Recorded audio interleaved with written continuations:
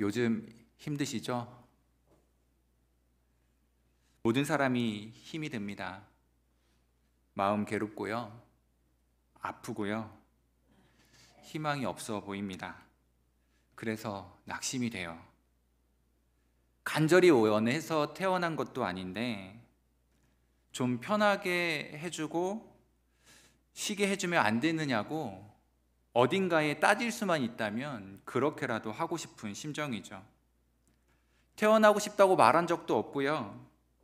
누군가 발에서 태어났다면 그건 우리의 바람이 아니라 부모의 바람이었습니다.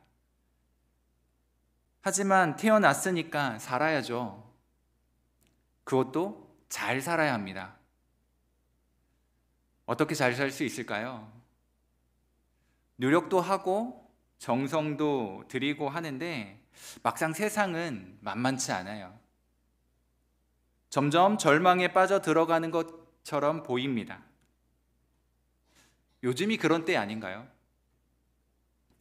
지금 잘 풀리고 있어도 이와 같은 상황이 언제 끝이 나고 또 막힐런지 초대하지도 않았는데 불안이 찾아와서 힘들게 해요. 이것이 오늘을 사는 우리들의 처지, 우리들의 상황이 아닐까 싶습니다. 그럼에도 불구하고 우리는 힘을 내어야 하고요. 힘을 내서 살아야 합니다. 우리가 힘을 낼 수 있는 이유가 무엇이겠습니까? 오늘 말씀을 통해서 깨달을 수 있게 되기를 바랍니다. 이사야는요, 유다의 왕 우시야와 요담과 아하스와 히스기야 시대에 활동하던 선지자였습니다. 이사야는 하나님의 공의로운 심판을 선언을 했고요. 그 심판 이후에는 백성들을 버리지 않으시고 구원하시겠다는 하나님의 계획 또한 선포합니다. 이사야 40장에 보면 하나님이 내 백성을 위로하라 라고 하시는 말씀으로 시작되는 것을 보게 됩니다. 그리고 53장에서는요, 메시아에 대한 예언을 주시는 거예요. 그리고 56장에서 여호와께서 연약한 자의 회복을 말씀하십니다. 그리고는 오늘 본문에 이르는 이 66장은 회복된 이스라엘, 그리고 하나님과의 평화를 누리게 된 이 이스라엘, 그렇게 되어진 이 예루살렘과 이스라엘이 하나님의 통치가 어떻게 이루어지는지를 내다보는 것으로 마무리하게 돼요. 다시 말하면 하나님의 교회와 성도들이 하나님과의 평화를 누릴 때 위로가 있다는 거예요. 하나님과의 평화의 관계를 유지하고 있을 때 진정한 위로가 있다는 말씀입니다. 그럼 더 구체적으로 한번 살펴보길 원합니다. 우리가 읽은 이 본문 앞선 8절의 끝부분에요, 시온이 진통하여 아들을 순산할 것이라고 말씀하십니다. 예루살렘이 회복될 것을 말씀하시는 거거든요. 예루살렘의 회복은 이스라엘의 회복입니다. 성전의 회복이고요, 오늘 교회의 회복이고 성도들의 회복입니다.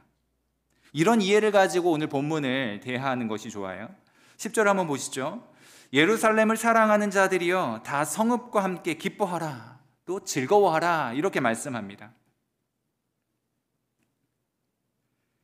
그 성을 위해 슬퍼하는 자들도 다 성의 기쁨으로 말미암아 그 성과 함께 기뻐하라, 이렇게 말씀하고 있어요. 또한 11절 한번 볼까요? 너희가 젖을 빠는 것 같이 그 위로하는 품에서 만족하겠고 젖을 넉넉히 빤 것 같이 그 영광의 풍성함으로 말미암아 즐거워하리라, 이렇게 말씀합니다. 예루살렘이 회복되고 하나님과의 평화를 누릴 때, 다시 말하면 하나님의 교회가 회복되고 평화를 누릴 때 기뻐하게 되고 만족하게 된다는 말씀이에요. 오늘 예루살렘이 회복되고 하나님의 평화가 이루어질 때 두 가지 기뻐하고 만족하게 된다는 사실을 약속으로 주고 계십니다.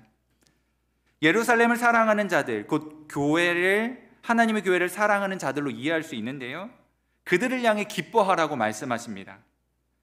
하나님의 교회를 사랑하는 자, 그래서 하나님의 교회를 위해 슬퍼하는 자들이 회복된 교회와 함께 기뻐하게 될 것이라는 약속이에요. 우리가 하나님과 평화를 누릴 때 얻게 되는 상태는 기쁨입니다. 그런데 이 기쁨은요, 세상이 줄 수 있는 그런 종류의 기쁨이 아닙니다.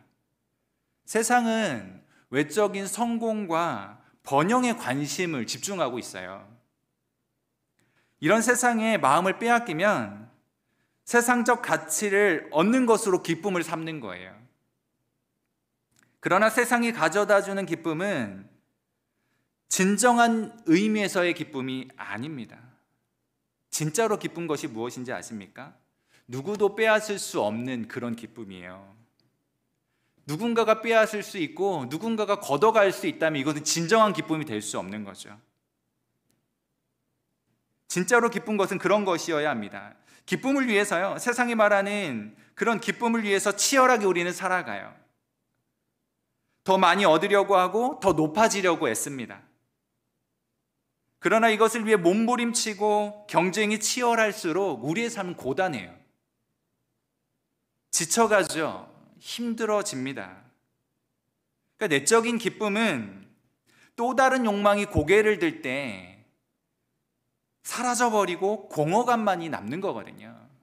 내가 무언가를 취해서 이것 때문에 만족하고 이것 때문에 기뻐하고 있는데 또 다른 욕구가 있어서 이것에 대한 만족이 사라져버리면 공허만이 남는 거예요. 더 이상 그것으로 인하여 기뻐할 수 없게 되는 처지 상태가 되고 마는 거죠. 이것이 세상에서 취할 수 있는 것으로 누리는 기쁨이에요. 그야말로 육신적인 것이죠. 그러나 세상에서는 얻을 수 없는 것이 있어요. 하나님과의 평화의 관계 속에서 얻는 기쁨입니다. 하나님과의 평화를 누리는 상태에서 얻게 되는 기쁨이에요. 가진 것이 많든지 적든지 그것과 상관없습니다. 지위가 높든지 낮든지 상관없습니다. 하나님과의 친밀함 속에서, 하나님과의 평화 속에서 얻게 되는 그 누구도 빼앗을 수 없는 기쁨이 바로 그것입니다. 내적 기쁨인 거죠. 예루살렘의 회복으로 인해서 기뻐할 수 있었던 것처럼 오늘도 마찬가지예요. 하나님과의 평화를 누리는 성도는 세상이 줄 수 없는 놀라운 기쁨을 누리게 되는 거예요. 이런 기쁨 가득하실 수 있기를 축복합니다. 그리고 이와 같은 기쁨은요, 공동체 속에 하나님과의 평화가 가득하도록 그렇게 기도하고 힘쓰는 가운데 누릴 때 얻어지는 기쁨이기도 해요. 오늘 우리의 공동체가 이 하나님과의 평화가 가득할 수 있게 되기를 바라는 거죠. 그리고 하나님과의 평화를 누릴 때 만족을 얻게 됩니다. 본문 11절은요, 젖을 물린 엄마의 이미지를 보여주고 있어요. 허기진 아기가 엄마의 품을 파고들어서 젖을 빠는 그 모습을 한번 생각해 보세요. 실컷 먹고는 배부르니까 잠이 몰려오는 거예요. 충분히 먹고 입을 떼면서 잠드는 이 사랑스러운 아이의 모습을 한번 상상해 보십시오. 눈가에 잠이 가득해요. 떨어지는 젖을 입가에 묻히고는요, 세상에서 가장 평화로운 모습으로 엄마 품에 안겨 있습니다. 그리고는 잠이 드는 거죠. 뽀얀 피부에 살이 오른 예쁜 얼굴로 쌕쌕 숨소리를 내면서 가냘프게 떨리는 눈썹, 그리고 젖을 빨고 만족스러운 이 아기의 모습. 평안하지 못한 이유가 무엇일까요? 만족이 없어서 그렇습니다. 평안은 만족에서부터 오는 거거든요. 결코 만족할 수 없는 세상적 욕망을 품고는 평안할 수가 없습니다. 잃어버릴까 염려가 되고요. 잘못될까 걱정되고요. 더 가지려 노심초사하는데 어떻게 평안할 수가 있겠습니까? 사는 동안 만족을 누려본 적 있으세요? 육신의 정욕과 먹어도 배부르지 않을 이 생의 자랑을 가지고는요, 영원히 만족을 얻을 수가 없습니다. 그리고 그런 상태로는 쉼을 누릴 수가 없는 거예요. 늘 쫓기는 거죠. 늘 불안한 거예요. 열심히는 삽니다. 치열하게 살아가는데 진정한 만족과 쉼을 누리지 못하는 거예요. 하지만 하나님과의 평화를 누릴 때는 참된 만족이 있습니다. 배부르게 젖을 빨고 입을 땐 아이에게 더 이상 욕망이 없는 것처럼 성도 또한 그런 것이죠. 손에 쥔 것이 무엇인지와 상관없이 하나님과의 관계가 좋으면 더 이상 부족할 것이 없다는 생각으로 만족이 있게 되는 거예요. 이것이 하나님의 은혜이고 참 위로입니다. 하나님으로 충분하다, 하나님이면 족하다라고 하는 이와 같은 생각에서 얻어지는 만족, 그리고 이것이 은혜라고 하는 것입니다. 언제 이 위로가 임하게 될까요? 하나님과의 평화가 회복될 때 임합니다. 이스라엘 백성들에게 있어서 평화는 특별한 단어였거든요. 이스라엘은 계속되는 전쟁에 시달린 민족이었어요. 계속되는 전쟁 때문에 평화를 얻지 못했습니다. 한때 이 평화를 누렸던 시기가 있었는데 다윗이 왕으로 있을 때였습니다. 이 주변의 나라들을 평정하고요, 제왕으로 우뚝 섰을 때 승리를 얻은 그 상황 속에서 누리는 평화가 있었어요. 그러나 그 이후 나라가 분열되었고요, 열강의 틈바구니에서 평화는 사라져버리고 말았습니다. 이 이스라엘의 간절한 바람은 완전한 승리를 통해 얻어지는 평화였어요. 하나님께서 약속하시는 예루살렘이 누리게 될 평화가 바로 그것이었습니다. 누군가 침략해 올까 이런 염려가 아니고요, 전쟁에서 패하고 굴복된 채 싸움이 없는 상태에서 얻어지는 그런 평화 아니고요, 완전한 승리를 통하여 얻게 되어질 그런 평화를 바랬던 것입니다. 하나님께서 그 평화를 약속하여 주고 계시는 거죠. 메시아의 오심으로 하나님의 백성들 사이에 수립될 완전하고도 승리한 후에 얻게 될 평화, 하나님과 백성들 사이에 완전하게 이루어질 그 평화를 이야기하는 거예요. 그것이 온전한 평화인 것입니다. 이런 평화를 누릴 때 실제적으로 얻어지는 복이 있거든요.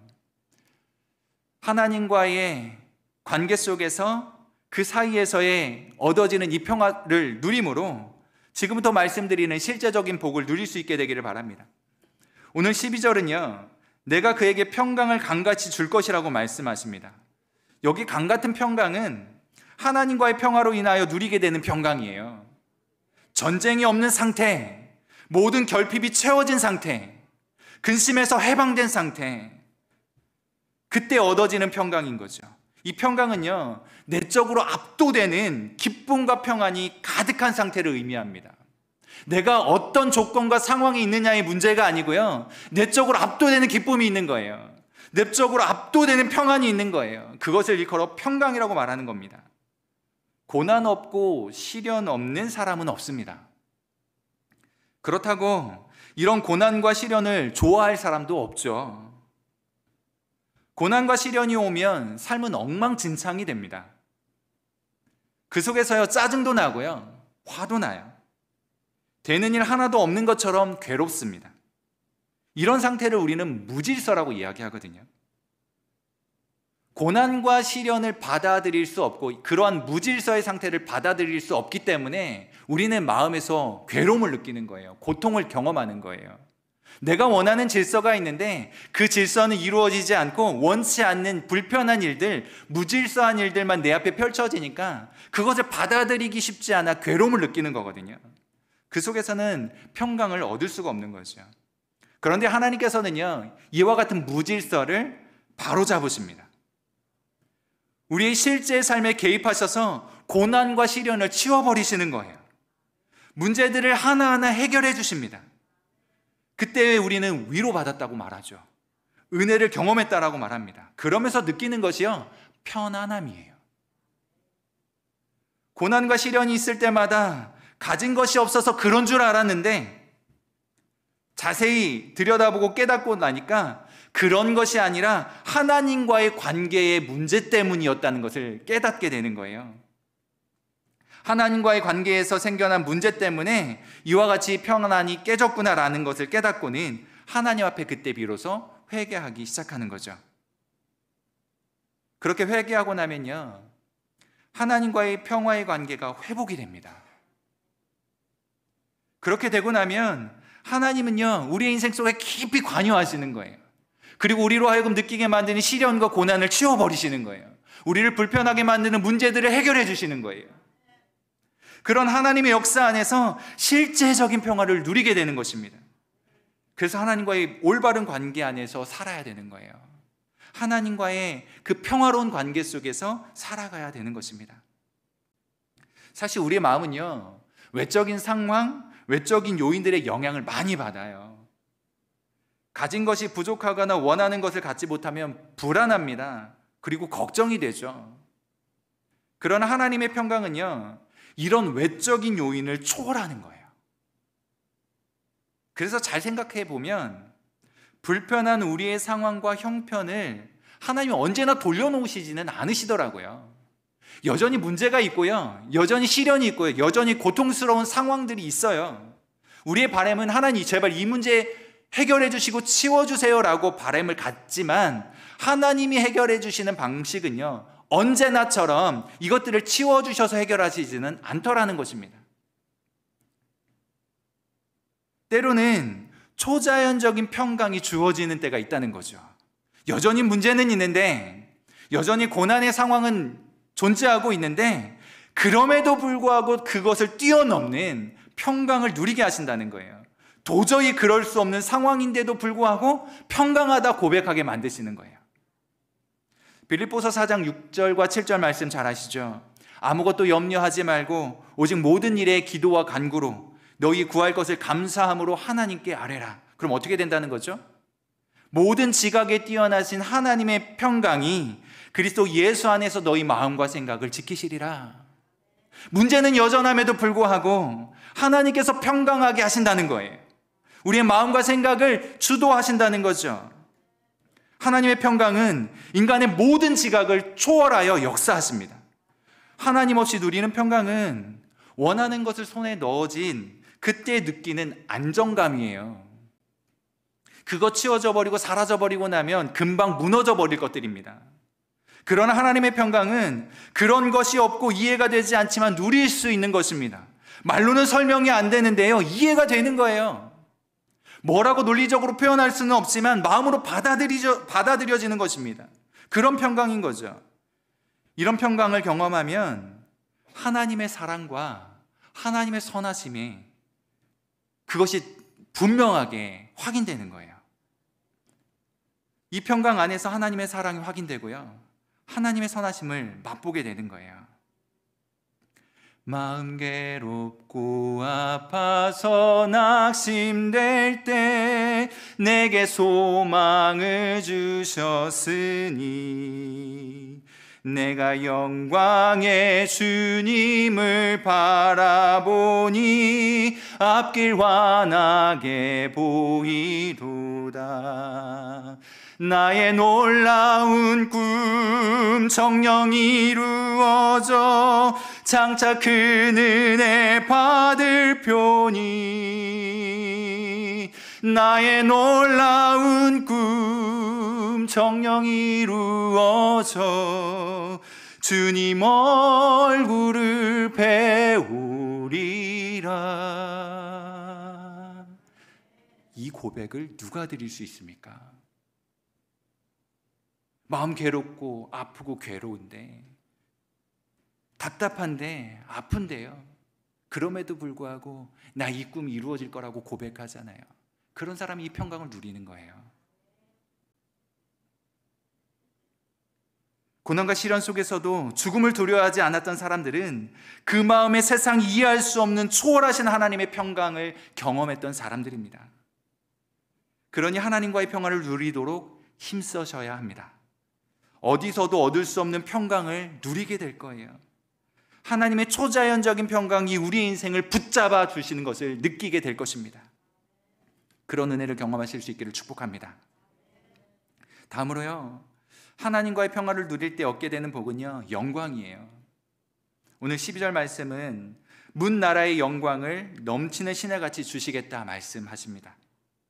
여기 문 나라의 영광은요, 하나님 없는 세상의 영광이 아닙니다. 세상이 주는 그런 종류의 것이 아니라는 거예요.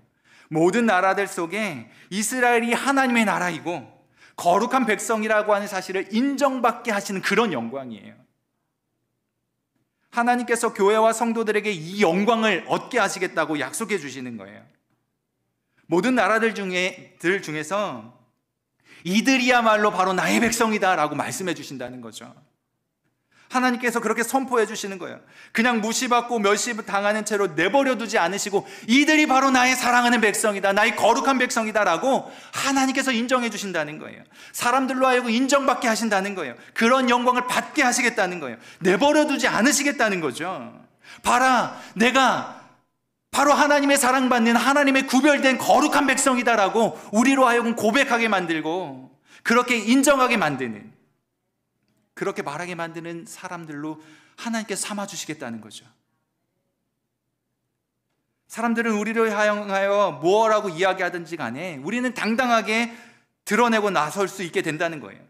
봐라, 그냥 찌질한 인생으로 끝날 줄 알았지? 아니야, 이게 바로 하나님의 백성의 모습이야. 하나님이 이렇게 들어 사용하시는 거야. 나를 들어 온전하게 세워가시는 거야 라고 그렇게 자신 있게 말하게 만드신다는 거예요. 그리고 하나님께서 자랑하시는 거죠. 하나님과의 평화를 누리면 영광을 얻게 되는데 12절은 말씀하십니다. 그 성읍의 젖을 빨 것이며, 이 젖은 아기의 양식이고 엄마의 관계를 확인할 수 있는 아주 중요한 수단입니다. 남의 자녀에게 젖 안 물리잖아요. 물론 옛날에는 젖동량도 있긴 했었지만 보통 상식은 그렇지 않잖아요. 아기의 양식이 되는 것이기도 하고 엄마와의 관계를 확인하는 중요한 수단이죠. 둘 사이에 무엇이 더 필요하겠습니까? 젖을 빠는 아기의 모습이 행복하다는 것을 보여주고 있는 거예요. 이 젖을 빠는 아이의 모습을 보는 이마다 다 알 수 있는 거죠. 참 행복한 아이다, 참 평안한 아이다 라고 하는 것을 보게 되는 거죠. 하나님과의 평화를 누리게 되면 얼마나 행복한지를 드러낼 수 있게 되는 거예요. 하나님과의 평화가 유지되고 있는 동안 사람들은 보게 되는 것입니다. 하나님의 사랑을 경험하고 하나님과 평화를 누린다는 것이 무엇을 의미하는 것인지, 그 안에 거할 때 얼마나 행복한지를 사람들이 알게 되는 거예요. 사랑하는 여러분, 우리가 행복하다고 할 때 꼭 세상이 말하는 행복일 필요는 없습니다. 세상이 말하는 것 많이 갖는 것을 통해서 얻는 행복일 필요는 없어요. 세상이 세우는 기준 때문에 행복하다라고 꼭 그렇게 말할 필요는 없는 거예요. 많은 경우는요, 하나님이 주시는 행복이 세상이 말하는 것과 같지 않을 때가 있어요.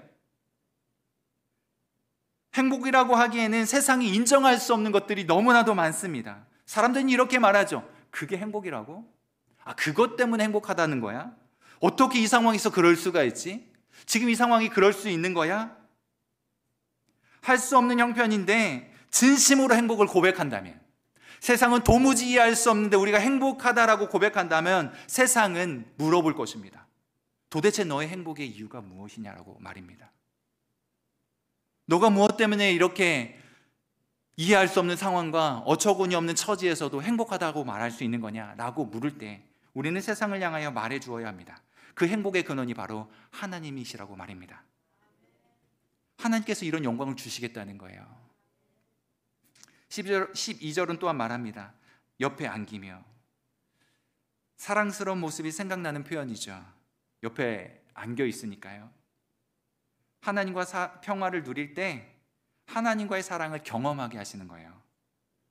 하나님을 사랑하고 하나님께 사랑받고 있음을 느끼게 하시는 겁니다. 내가 하나님을 사랑하는 외사랑이 아니고, 하나님만이 사랑하는 외사랑이 아니고, 내가 하나님을 사랑하고 하나님이 사랑하시는 것을 느끼는 그런 연인과 같은 관계, 그것을 느끼는 거예요. 하나님께서는요, 이처럼 당신의 백성들을 옆에 안으시고 우리와의 관계를 자랑하시는 거예요. 얘가 바로 나의 사랑하는 백성이야 라고, 얘가 바로 내가 책임져 줄 나의 백성이야 라고 인정하시고 자랑하시는 거예요. 가끔 연예인들이 수상소감을 이야기할 때면 누구도 거론하고 누구도 거론하고 그게 영광스러운 것 아닙니까? 하나님께서요, 우리를 그렇게 소개하시는 거예요. 그렇게 자랑하시는 거예요. 또 그 무릎에서 놀 것이라 말씀하시죠. 배부르게 젖을 먹은 아이가 부모의 무릎에서 즐겁게 노는 모습이 연상이 됩니다. 하나님은 하나님과의 평화를 누리는 사람들이 이런 기쁨의 삶, 희락의 삶을 살기를 원하시는 거예요. 그리고 다른 사람들이 이 희락의 삶을 보고는 무엇 때문에 저렇게 기뻐할까? 무엇이 저들에게 기쁨의 이유가 될까? 생각하게 만드는 거죠. 하나님은 이와 같은 삶을 우리에게 살아가길 원하십니다. 그래서 희락을 주시는 거예요. 그 무릎 위에서 뛰어놀고 즐겁게 놀도록 하시는 거예요. 이런 은혜를 경험하셔야 합니다. 세 번째로요, 하나님과의 평화를 누릴 때 우리는 위로를 받게 됩니다. 13절을 보십시오. 어머니가 자식을 위로함 같이 위로하시겠다 말씀하십니다. 어머니는 언제나 아이 편이거든요. 자기의 자녀 편입니다. 요즘은 그릇된 자녀 사랑이 문제가 되기도 하지만 엄마는 언제나 자기 아이 편입니다. 유년 시절에 친구들과 어울려 동네에서 놀다가 보면 속상한 일도 생기고 억울한 일도 생겨요. 그럴 때마다 목 놓아 울죠. 엄마 하고 웁니다. 그때마다 어김없이 어머니는 나타나시죠. 그리고 우는 아이를 품에 안으십니다. 눈물을 닦아주시며 위로하시는 거죠. 언제나 자기 아이의 역성을 들어주시면서요, 위로해 주세요. 진짜로 정의롭게 자잘못을 따지기보다 아이의 편에서 아이를 편들어주고 위로해 주시는 거예요. 이것이 아이에게는요, 최고의 위로가 되는 겁니다. 왜냐하면 이 위로는요, 사랑의 관계 속에서 나오는 거거든요. 하나님이 바로 이런 위로를 우리에게 주시는 거예요. 이런 위로를 받으며 살기를 원하시는 거예요. 우리는 상처가 참 많은 사람들입니다. 저마다 위로 받고 싶어 하고요. 그런데 문제는 위로해 줄 사람이 없어요. 갈등이 고통의 원인인 것은 분명한 사실입니다. 그런데요, 그 갈등보다도 더 가슴 아픈 게 있는데요, 누구에게도 위로받지 못한다고 하는 그 무관심입니다.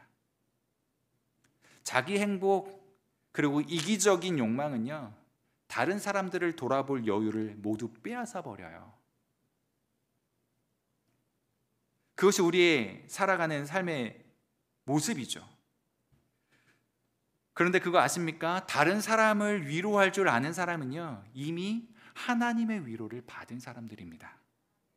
왜냐하면요, 한 사람을 진실하게 사랑하면 그 진실하게 사랑하는 사람의 마음에는요, 주님이 계신 거예요. 주님이 그 마음속에 계시기 때문에 결코 외롭지 않습니다. 주님 때문에 위로 얻고 있기 때문에 외롭지 않아요. 다른 외로운 사람들에 향하여 마음을 줄 수 있는 여유가 생기는 거예요. 그러니 우리는요, 다른 사람들을 많이 위로하는 사람이 되어야 합니다. 그렇게 주님 사랑을 드러내는 삶을 살아야 돼요. 그렇게 혼자만 이기적인 욕심에 사로잡혀 자기 욕망에 사로잡혀 그렇게 차가운 개인화된 인생을 살 것이 아니라 주님을 향한 사랑, 주님께로부터 받은 사랑을 가슴에 품고 그 사랑 안에서 누리는 그 위로를 경험하고 또한 위로가 필요한 사람에게 다가가 손 내밀어 줄 수 있어야 된다는 거죠. 하나님의 위로를 경험한 사람이 일을 할 수 있는 거거든요. 여러분들이 그 일들을 해주실 수 있기를 부탁을 드립니다. 어머니가 자식을 위로함 같이 하나님께서 위로해 주실 것을 말씀해 주세요. 이러한 위로를 받는 것이야말로 성도가 누릴 수 있는 최고의 행복입니다. 우리는 모두 이런 위로가 필요해요. 인간의 값싼 동정과 연민하고는 질적으로 다릅니다. 하나님과의 평화를 회복하는 것에서 비롯된 신적인 위로가 절실하게 필요한 거예요. 그래서 우리 자신이 먼저 하나님과의 평화 속에서 살아가야 돼요. 한때는 자신의 욕망 때문에 하나님과 평화를 잃어버렸지만 애통하는 마음으로 하나님께 참회하게 되었을 때 하나님의 위로를 경험한 사람들, 그들은 더 뛰어난 사랑으로 이렇게 이웃의 눈에 흐르는 눈물을 닦아주는 사람이 되었습니다. 하나님의 위로를 경험하고 그 위로를 흘려보내는 우리가 될 수 있었으면 좋겠습니다. 마지막으로 14절은요, 이렇게 말씀합니다. 여호와의 손은 그의 종들에게 나타나겠고 그의 진노는 그의 원수에게 더하리라. 하나님과의 평화를 누릴 때 승리를 경험할 수 있습니다. 승리하는 힘은 하나님께 있습니다. 모든 능력은 하나님께 있습니다. 하나님의 손이 종들에게 나타날 때 승리할 수 있는 것입니다. 세상에서는 약자 같으나 하나님이 강하게 하십니다. 그리고 승리하게 하시는 것입니다. 실패를 숙명처럼 생각하는 사람들에게 이 승리라고 하는 것은 말로 다 할 수 없는 감격이고 행복이에요. 하나님이 이것을 원하시는 거죠. 그리고 이렇게 승리하게 하시겠다는 거예요. 하나님과의 평화를 누리며 사는 사람들은 두려움이 없습니다. 다윗은 그의 시편 27편에서 이렇게 고백하죠. 여호와는 나의 빛이요 나의 구원이시니 내가 누구를 두려워하리요. 여호와는 내 생명의 능력이시니 내가 누구를 무서워하리요. 하나님과 평화를 누리고 있는 사람들, 하나님이 내 편이시라고 고백하는 사람들에게는 이길 수 없는 큰 대적이 존재하지 않아요. 아무리 거대한 세상이 우리 앞에 떡하니 버티고 있어도, 아무리 기세 등등한 대적들이 우리 앞에 버티고 있어도 하나님이 내 편이시라고 고백하는 사람은 결코 두려워하지 않습니다. 결코 이기지 못할 대적이 없는 거예요. 하나님이 내 편이 되시면 되는 거거든요. 하나님과 평화의 관계를 누리면 되는 겁니다. 전능하신 하나님을 앙망하며 그 평화 속에서 하나님이 내 편이시라고 고백하면 외칠 수 있게 되는 거예요. 두려움을 떨쳐낼 수 있게 되는 것입니다. 사랑하는 성도 여러분, 하나님이 바로 내 편이시라고 외칠 수 있게 되기를 바랍니다. 우리는 그들을 일컬어서 세상이 감당할 수 없는 사람이라고 말하는 거예요. 그 어떤 상황에서도 굴복당하지 않고 좌절하지 않고 절망하지 않고 꿋꿋하게 하나님의 사람으로 든든하게 서 있는 사람, 하나님이 내 편이 되셨기 때문에 두려움 없이 당당하게 나서서 승리할 수 있는 사람, 그런 사람들은 세상이 감당할 수 없는 사람입니다. 진정한 승리를 원하거든 어떤 대가를 치르고서라도 하나님과의 평화를 누리실 수 있게 되기를 바랍니다. 이 평화가 깨지지 않도록 마음을 기울이셔야 합니다. 예루살렘의 영광은 곧 이스라엘의 영광이었습니다. 그리고 나타날 이스라엘의 영광은 예루살렘의 평화를 통해서 예고되었던 것입니다. 그리고 이것은 정확히 오늘날 우리의 교회와 성도들에게 적용이 됩니다. 세상이 아무리 타락하고 병들어도 교회와 성도가 살아있는 한 희망이 있습니다. 사랑하는 여러분, 교회와 성도된 우리가 하나님과의 평화를 누리게 될 때 세상이 하나님을 보게 될 것입니다. 하나님의 영광이 드러나게 될 것입니다. 하나님의 교회가 더욱 든든하게 세워져 가게 될 것입니다. 주님의 교회와 하나님의 사람은요, 하나님께서 지켜주시는 거예요. 세상의 고난과 시련에도 교회가 무너진 적이 있기는 했지만 그것은 보여지는 건물에 하나는 것이었습니다. 고난과 시련이 계속하여 와도 교회는 무너진 적이 없었어요. 보이지 않는 교회는 결코 한 번도 흔들린 적이 없었습니다.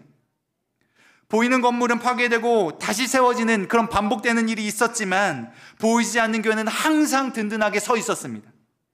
하나님에 의해서 하나님의 손에 붙들려진 상태로 보호되고 있었습니다. 유지되고 있었습니다.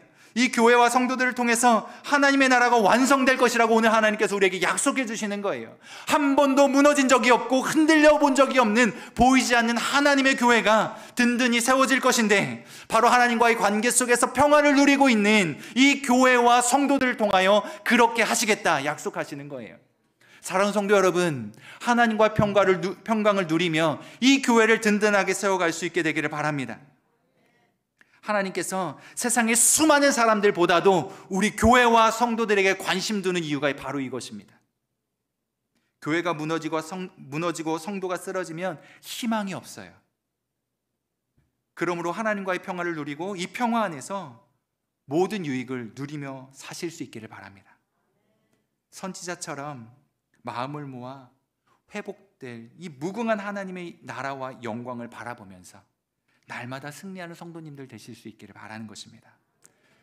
오늘 우리가 살아가는 이 시대가 어떠한 처지, 어떤 형편에 있든지 간에, 개인적으로 나를 둘러싸고 있는 환경이 어떠하든지 간에 하나님과의 온전한 평화의 상태를 유지하고 그 속에서 말씀하시는 이 말씀의 복을 누리고 참 위로를 얻으실 수 있기를 바랍니다. 그 평화 안에서 우리는 위로를 얻게 되는 것입니다. 그리고는 마지막에 승리하는 우리 모든 성도님들 되실 수 있기를 주님의 이름으로 축복합니다. 기도하겠습니다. 살아계신 하나님 아버지, 그 평화 속에서 위로를 얻고 싶습니다. 세상이, 나를 둘러싼 환경이 어떠하든지 하나님과 누리는 평화 속에서 경험하는 위로 허락하여 주옵소서. 위로 안에서 힘을 얻고 용기 얻어 세상을 향하여 거침없이 당당하게 나아가 승리하는 우리 모든 성도님들 되게 하여 주옵소서. 다시 한번 원하오니 하나님께서 우리에게 참 평강을 허락하여 주옵소서. 예수님의 이름으로 기도하옵나이다. 아멘.